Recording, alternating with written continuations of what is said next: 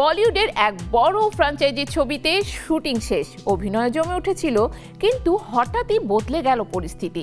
দেশের উত্তপ্ত আবহে প্রশ্ন উঠছে, চরিত্রটা কি নতুন করে শুট হবে?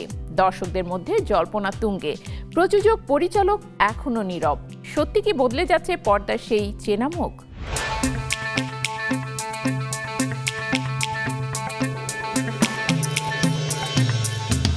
নায়ক দিলজিৎ দোসাঞ্জ মানেই এক অন্যরকম ভালো লাগার গল্প, গান, অভিনয় আর স্টাইলের মেলবন্ধন। তার সাথেই জুটি বাঁধার কথা ছিল পাকিস্তানি অভিনেত্রী হানিয়া আমিরের। হানিয়া বলিউডে প্রথম কাজ করতে চলেছিলেন দিলজিতের জনপ্রিয় ফ্র্যাঞ্চাইজি সর্দারজি 3 ছবিতে। সেই খবরে উচ্ছ্বাসে ফেটে পড়েছিলেন তার ভক্তরা।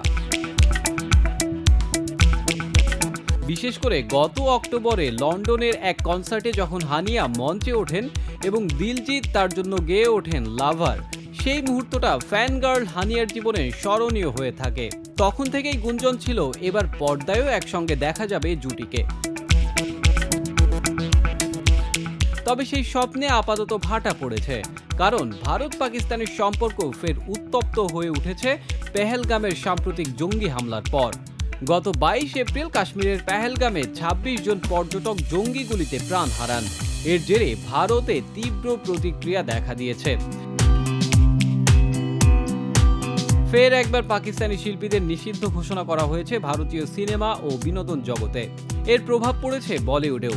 এই প্রেক্ষাপটেই শোনা যাচ্ছে সর্দারজি 3 থেকে বাদ পড়তে পারেন হানিয়া আমির, যদিও এখনো নির্মাতাদের পক্ষ থেকে আনুষ্ঠানিক কিছু জানানো হয়নি। তবে ভারতীয় সংবাদ মাধ্যম বলছে, হানিয়ার অংশের শুটিং ইতোমধ্যেই ইউকেতে শেষ হয়েছিল।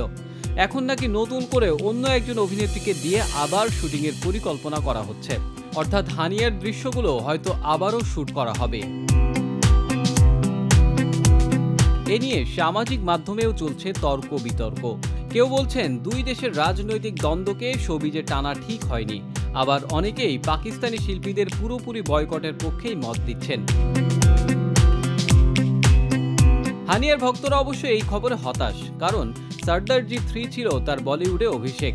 অন্যদিকে পাকিস্তানি অভিনেতা ফাওয়াদ খানের নতুন ছবি আবির গুলালের মুক্তিও এই কারণে আটকে দেওয়া হয়েছে। অর্থাৎ বলিউডে পাকিস্তানি শিল্পীদের জায়গা পাওয়া আরো কঠিন হয়ে দাঁড়াচ্ছে। সব মিলিয়ে দিলজিৎ হানিয়ার এই বহুল প্রতীক্ষিত অন স্ক্রিন জুটির স্বপ্নে হয়তো ছেদ পড়তে চলেছে। এখন দেখার বিষয়, নির্মাতারা শেষ পর্যন্ত কি সিদ্ধান্ত নেন। হানিয়াকে রাখা হবে না অন্য কোনো অভিনেত্রীকে দেখা যাবে দিলজিতের বিপরীতে?